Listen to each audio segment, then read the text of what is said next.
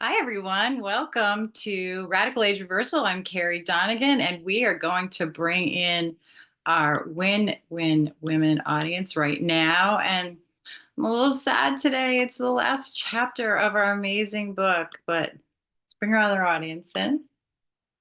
Hello, Win Women. I'm Carrie Donegan, and you are watching Radical Age Reversal. We are in the last chapter of 30% Happier in 30 Days. And although we have taken a lot longer than 30 days to get here, I hope you're feeling the rise of happiness in your life. And I hope you're employing the very easy but very effective tips that Dr. Daniel Amen has given us along the way. I love the way this book is designed. I like the idea of a chapter a day. And of course, you can spread that out like we did. We did a chapter a week. So we've actually been in this book for 30 weeks. Congratulations. I think this is great. It's great to be able to say, I accomplished something, right? I set a goal of reading a book, or I set a goal of acquiring a new habit, and little by little, with the support of other people, which is why we do this as a podcast. You're not alone. We're doing this together. We are able to achieve some magical and wonderful things that help our health span and our longevity. It's so important that we stay in that 6% of people, and hopefully that percentage will start to grow. But honestly, I see a lot of negative trends in the health world today, and I fear for a lot of people's health. I've been in the emergency room with some friends and colleagues recently, and when I look around, I see that so many people are metabolically unstable. And I don't think the answer for that lifestyle lies in the hospital or the medical system. Those systems are set up to rescue us when crisis hits, but it's our responsibility to take measures to make sure that we are doing everything we possibly can to achieve the best lifespan and health span. And we go over the difference in that in this show all the time, right? Health span is the quality of your life, and lifespan is the quantity of your life. And what's the point of having a long life if the life that you're living isn't full and healthy and abundant and joyful? And for those of you who are concerned about outside influences, we know that 95% of what we do affects who we are. So it's only a 5% variable that we have no control over. So let's let go of these thoughts that it's the outside world attacking us, and take responsibility and ownership and get really excited about that, because you are in control of your lifespan and your health span. So he ends the last chapter with a great title, which is the most important question to ask yourself. And for those of you who bought the book, I'm on page 166. He says, to truly feel and be your best, you need to love and care for the 3-pound supercomputer between your ears. Anybody remember what that is? That would be our brain, right? Our supercomputer. He says, yet very few people really care about their brains. And I think that's true. People care about their looks, they care about their hair. I mean, I met a young woman the other day, and she was going to spend $355 to have layers put in her hair and to have part of her hair dyed. And I thought, I wonder if she's spending that much money on her brain, on her heart, on her lungs. Think about it. We spend a lot of money on designer handbags for women. And, look around, look at the handbags that women carry. And I'm often in the grocery store, and I'm fascinated. And I see that they have a $2,000 handbag, but their grocery cart is filled with discount foods. So what are you putting on the inside is more important.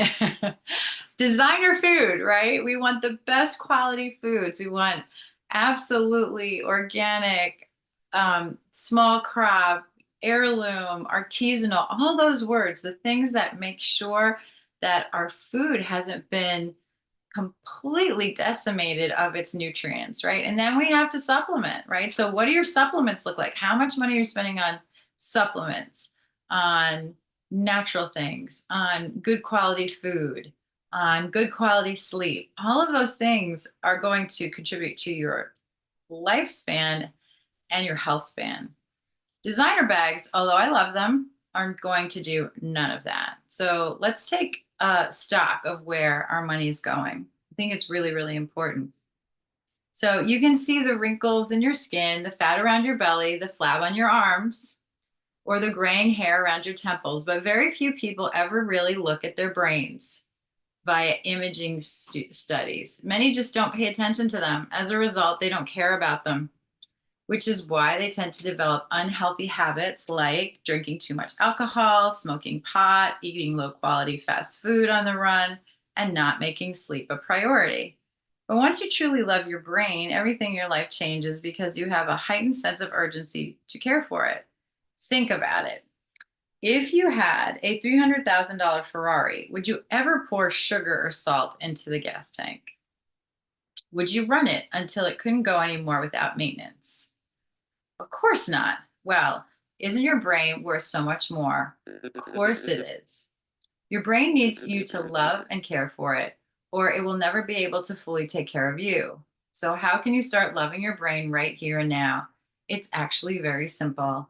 Whenever you come to a decision point in your day, ask yourself, is this decision I'm about to make good for my brain or bad for it? For example, let's say you just had a fight with your spouse. Should you respond in anger and tell him or her exactly what's on your mind? Have a dinner to calm your nerves? Grab an apple and a few nuts? And take a walk to calm down and consider what you could do to make the situation better. Or what if your stock portfolio went down after the stock market sell off? Should you stay up all night to figure out your next best move? Make sure you get 7 hours of sleep so you are well rested and can make a good decision about your stocks the next day. Or smoke a joint to relax. One more. Pretend your boss just told you she was unhappy with your performance. Should you, one, skip lunch and put your head down and work harder? Two, complain to your coworkers about how unreasonable your boss is over a beer and nachos after work? Or three, take a walk to clear your head, and when you return, ask your boss for feedback on how you can improve. Well, I think hopefully because you've read this book and because you follow this podcast, you know exactly which of those three answers in each of those questions would be the correct answer. So just in case you don't, I'm going to go over them. The question to number one, if you get into a fight with your spouse, what should you do? Grab an apple and a few nuts, take a walk to calm down, consider what you can do to make the situation better. If your stock market sells off and you're panicking about that, what should you do? Make sure you get 7 hours of sleep so that you are well rested and you can make a good decision about your stocks in the morning. And the last one, if your boss is unhappy with you, what should you do? Take a walk to clear your head. See, walking is really important. Take a walk to clear your head. And when you return, ask your boss for feedback on how you can improve. Okay. How questions are really, really important, and get used to using the word how more than the word why. If you can replace the word every time you feel like saying why, and you just come up with the question of how, right? So, for example, and I know I'm kind of getting off the path just for a moment, but I think this is important. If somebody were to say to you, or what you were to say to them, like, why did you do that? It reminds them of what happened to them when they were a child and they got in trouble. And so why puts them on a defensive, which means you're not going to get the best out of the person or the conversation. But if you said, to them, what or how, right? Like, what were you thinking when, like, what was the purpose of that action? Or how did you think that action was going to make things better? You're putting the person in a position of power because then they have a chance to explain in a way that doesn't make them feel threatened. And that's actually going to be good for you, the argument, and the other person. And sometimes that means you have to take a walk to get to the how, right? Because in the moment, you're upset, you're angry, you're like not thinking clearly, right? So if you can train yourself to take a break, it's going to be so much better all the time. Even if your body like wants to push you into an argument. All right. And here is the sad last paragraph of this book on joy. It says, it's really pretty straightforward if you think about it, isn't it? The bottom line is this. If you make it a habit of asking, is this decision good for my brain or bad for it at the moment of choice, and then make a decision that is in the best interest of the health of your brain, you feel happier and less anxious and more fully equipped to handle whatever challenges come your way. And so, with that, we end our journey 30% happier in 30 days.